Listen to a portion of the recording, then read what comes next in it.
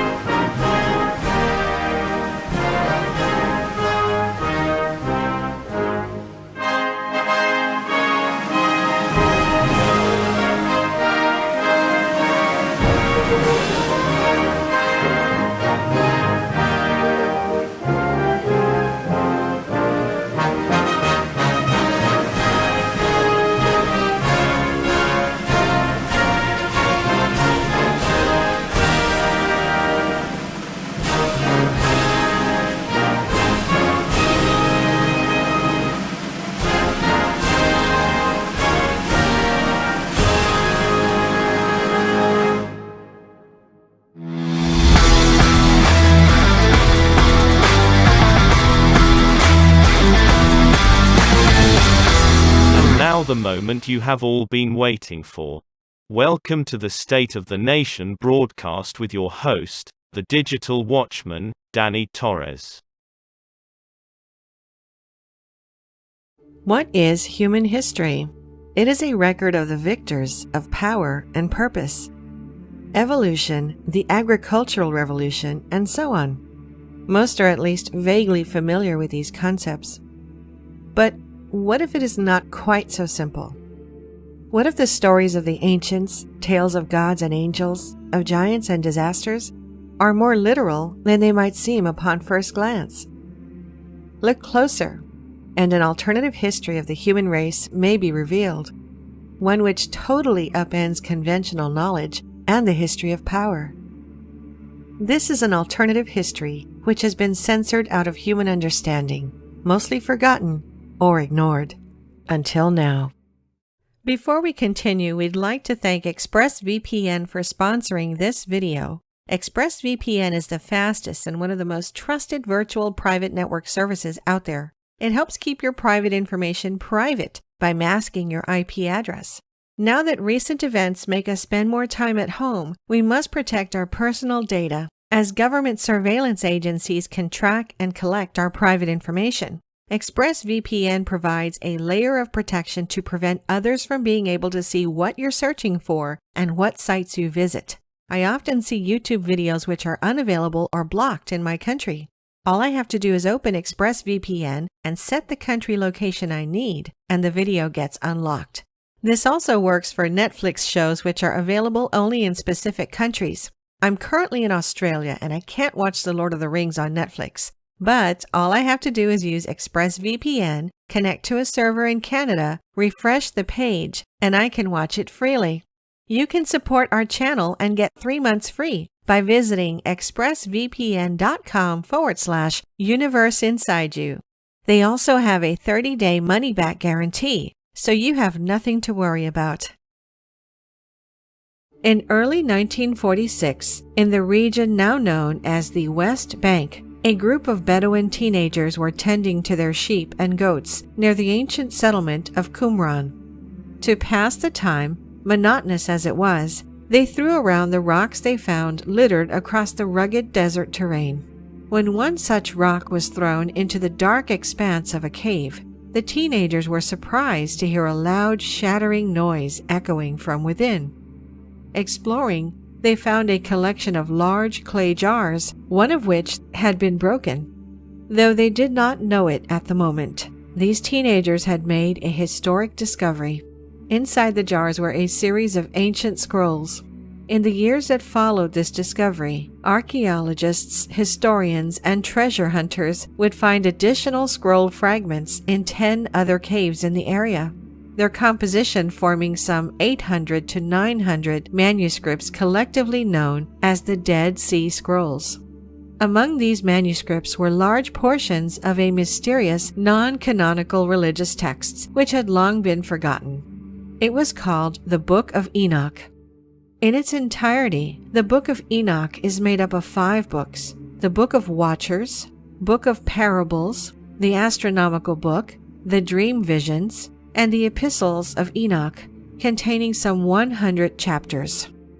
These chapters tell the story of the 7th patriarch in the book of Genesis, Enoch, the father of Methuselah and grandfather of Noah, the same Noah in the biblical story of Noah's Ark. Yet this was not the biblical story of Noah's Ark. In fact, the Book of Enoch provides an entirely different recounting of the events leading up to the great flood of Noah's time. That is, a completely different doctrinal history. It tells a story of the Watchers, explained in biblical terms to be fallen angels, sent to earth to watch over humans at some undefined and ancient point in time. Unfortunately, far from merely watching humans, these watchers became infatuated by human women and in short order began to engage in depraved sexual acts with them. The Book of Enoch tells of the children born through this interbreeding between watchers and humans called the Nephilim. These Nephilim were as described: giants and savages that endangered and pillaged humanity, or, said another way, supernatural man-eating giants. Angered with what the Watchers had done, those described as gods chained them in a subterranean prison deep within the earth. Enoch became the go-between gods and imprisoned Watchers. The book describes Enoch's journeys between heaven and earth in his role as an intermediary, how he flew with the angels and saw the rivers and mountains and the very ends of the earth from above. Yet despite Enoch's intervention, the gods decided the atrocity that the earth had become must be punished. Of course, the punishment would be a great flood. This flood would destroy the Nephilim and cement the Watchers in their prison. Beforehand, however, Enoch would be whisked away to heaven in a fiery chariot. Interestingly, the book of Genesis, which tells of the great flood in Abrahamic traditions, references the Nephilim in chapter 6, describing heroes that were of old, warriors of renown. This is not the only place in biblical canon which the Nephilim appear. In Numbers 13, 32, and 33, the Israelites visit a land inhabited by Nephilim, who are so large they make the Israelites look like grasshoppers. Of course, many things in the Bible are seen in modern times as allegorical, that is, more philosophical myth than historical record. There is archaeological evidence of a great flood in the Earth's past, one incidentally also spoken about in countless religious and cultural traditions across the world. Had beings like Nephilim giants actually existed? Surely there would be similar evidence. What if there is?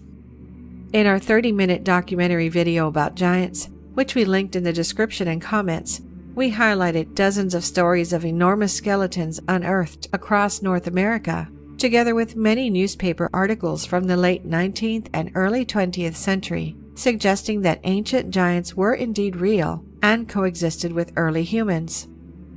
This is not a phenomenon confined to the United States. Similarly, enormous skeletons have been found in the Amazon rainforest, Africa, and elsewhere. In fact, stories of giants permeate human history and tradition. The famed explorer Marco Polo once wrote of a race of giants in Zanzibar who were so strong they can carry as many as 4 ordinary men, while the people of modern-day Tangier, Morocco, once claimed their city's founder was a giant named Antaeus. According to Irish myth, the so-called Giant's Causeway off the northeast coast of Ireland, an astonishing 40,000 interlocking columns of rock, was built by the Irish giant Finn McCool so that he could walk across the sea to Scotland to fight another giant. Further, stories of giants dot Norse legends and ancient Greek mythology. Perhaps if giants did exist, as these records across countless cultures suggest, then the Book of Enoch is less allegorical than it might originally appear, less fantastical myth, and more grounded in actual history. It is interesting to note that for centuries, the Book of Enoch was an important part of both Christian and Jewish religious traditions. Many, if not most, sects accepted the book as scripture. Further, some have even suggested that the Book of Enoch was the inspiration for the Book of Genesis, due to their many parallels and overlapping stories. The question is thus, what happened? Why is the Book of Enoch not part of the Bible? To answer this, we must go back to the early centuries after the death of Jesus Christ. Far from the rigid canon of 39 Old Testament and 27 New Testament books that we know as the Bible today. Originally, there were numerous Gospels and religious texts which made up the broad spectrum of Christian tradition. As the Christian religion grew after the death of Jesus, the burgeoning Christian church needed to know which texts should be read and followed, which teachings should be applied, which texts would be deemed as acceptable and divinely inspired.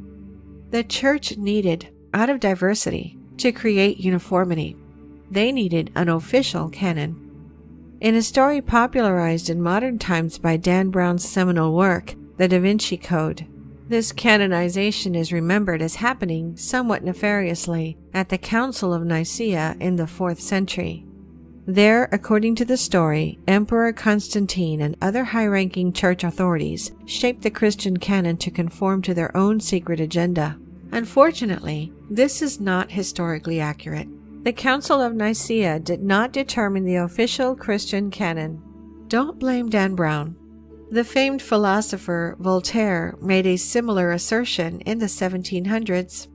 But while the story may not be factually accurate, it is accurate in a sense. High-ranking members of the church certainly did pick and choose what to include in the official biblical canon. They argued, pulled strings, cast their opponents as heretics, and almost certainly sought to expand their own power. It just didn't take place at a single council, but rather as a much longer process between the 1st and 4th centuries. It is generally understood that by the end of the 4th century, the process was complete and the Bible was officially set, without the Book of Enoch. How could something as influential, if not vital, as the Book of Enoch be left out?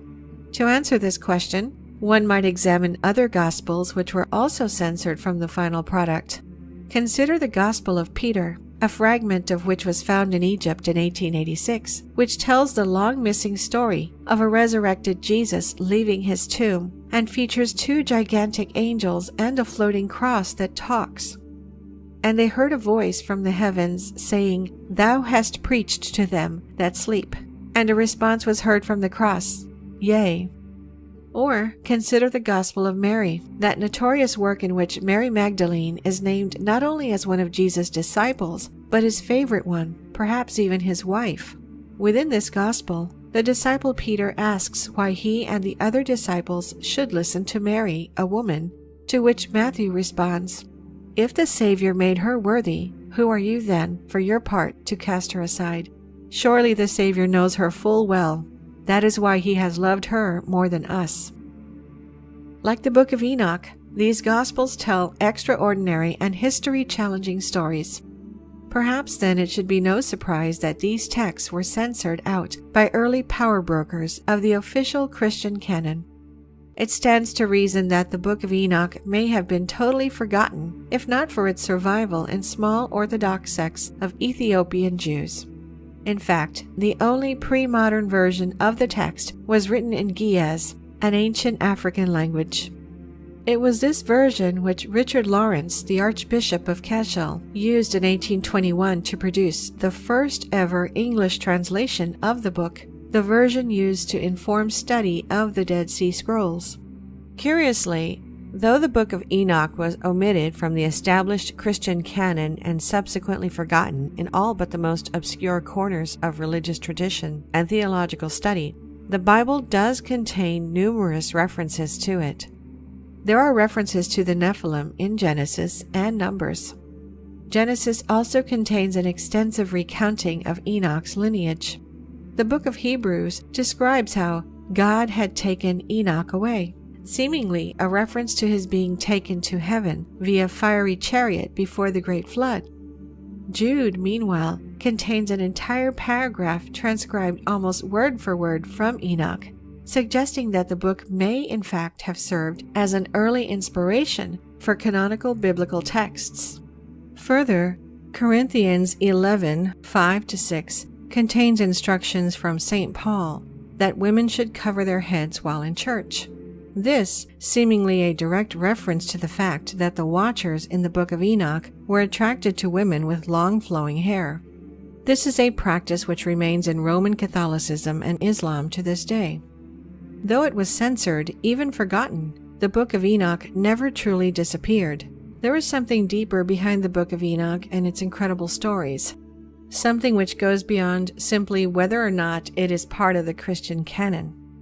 It has been pointed out that Enoch, the seventh patriarch of the Bible, seems to reflect the seventh antediluvian king Enmendarana in Babylonian tradition. The ancient Greeks believed Enoch to be the same as the god Hermes, while ancient Egyptians had someone similar in their own tradition. The examples could continue, and so it must be asked, why does Enoch, no matter his name, keep appearing in the traditions of the ancients? The answer may go back further than the Greeks, Egyptians, or even the Babylonians, back to the ancient Sumerians. According to Sumerian texts, Earth was visited by a group of supernatural beings sometime in the distant past. These visitors are described in Sumerian tradition in a way that is eerily similar to descriptions of the Watchers in the Book of Enoch. Instead of Watchers, however, Sumerians call these beings the Anunnaki, which literally means those who came from the heavens. They were gods to the Sumerians. To modern thinkers like Zecharia Sitchin and Eric von Daniken, they were an ancient race of aliens who came to Earth. Interestingly, Sumerian texts tell stories of these Anunnaki, much like the Watchers, beginning to interbreed with human beings, creating an entirely new species in the process, reflecting the creation of the Nephilim. Like the gods of the Book of Enoch, the Anunnaki became angered with the condition of the earth and brought about a great flood. Is it possible the Book of Enoch, as well as other related traditions, are simply retelling the older Sumerian story of the Anunnaki? Consider the agricultural revolution, which began around 10,000 BCE, during which time human beings transitioned from a lifestyle of hunting and gathering to one of agriculture and settlement. According to historical record, as early as 9500 BCE, in what is now modern Kurdistan, barley, wheat, and rye were being cultivated. Oats, peas, and lentils were being grown, while goats and sheep were domesticated. Some 500 years after that, copper and lead smelting were taking place in the region, alongside weaving and pottery making.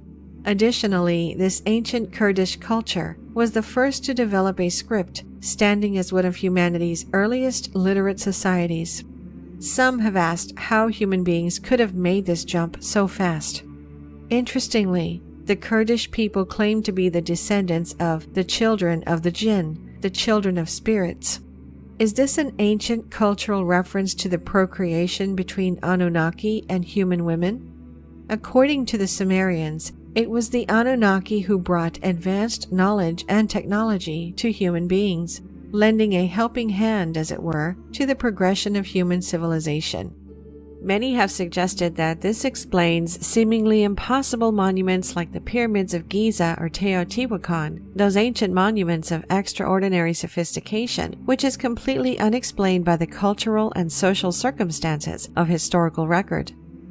Perhaps this also explains how human beings were able to transition from nomadic hunter-gatherers to sophisticated civilizations in a historically insignificant amount of time.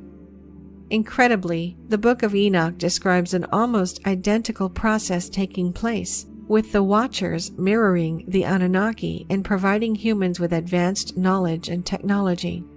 They teach humans metallurgy and mining, science and medicine, how to read and write, and how to read the stars. They teach humans to wear cosmetics and make jewelry, and reveal the secrets of the art of war. The Book of Enoch 8:1-3a reads, "And Azazel taught men to make swords and knives and shields and breastplates, and made known to them the metals of the earth and the art of working them, and bracelets and ornaments, and the use of antimony and the beautifying of the eyelids, and all kinds of costly stones and all coloring tinctures. And there arose much godlessness, and they committed fornication, and they were led astray and became corrupt in all their ways." Was the Book of Enoch in this way merely reflecting and retelling the story of the Anunnaki? It is interesting that the most common example given of something completely unexplained by the cultural and social circumstances of historical record, that is to say, something the Anunnaki must surely have helped ancient humans with, are the Egyptian pyramids. According to the ancient Arabian historian Al-Marizi, these pyramids were built by a king named Sarid, who lived before the Great Flood. Incidentally, Sarid, translated into Hebrew, is Enoch. Consider elsewhere in the Book of Enoch, in a chapter in which Enoch bears witness to the secrets of the lightnings and the secrets of the thunder. Some have suggested this chapter is meant to illuminate the riddles of energy and electricity. Again, this relates directly to the Anunnaki, who many believe have been trying to reveal similar secrets to human beings through crop circles for some time. In our latest video called "Crop Circles Contain Blueprints for Free Energy Devices," we talked about how in only the past few decades, crop circles have appeared across the world detailing complex mathematical equations, magnetic diagrams and motors, mechanical routers, and the field lines of an electrical charge, the work, according to some, of the Anunnaki. In fact, consider Enoch's description of his journey to meet the gods, while keeping in mind the UFO sightings which often accompany and complement these crop circles. "I was taken to a kind of floating palace," Enoch said. "It was huge, like carved glass. The floor had glass plates. Through the floor, you could see the stars we were crossing." With this in mind, one might wonder if the fiery chariot which took Enoch away before the Great Flood was not in fact an alien spacecraft. It may seem hard to believe that stories as mind-blowing as these, of Watchers and Anunnaki and Nephilim giants, stories which permeated ancient cultures for thousands of years, should be largely forgotten. The Sumerians erased from the pantheon of ancient civilizations. The Book of Enoch censored from biblical canon. However, given the way these stories fundamentally reshape human history and redefine what human beings are, their exclusion is perhaps no surprise. Yet, maybe these stories were not, in fact, totally erased. Consider the well-known biblical story of Adam and Eve and the Garden of Eden. Read it not literally, nor philosophically, but as an allegory. Read it metaphorically. God creates Adam to watch over the earth, much as the gods send the watchers to do in the Book of Enoch. From Adam's rib, God creates Eve.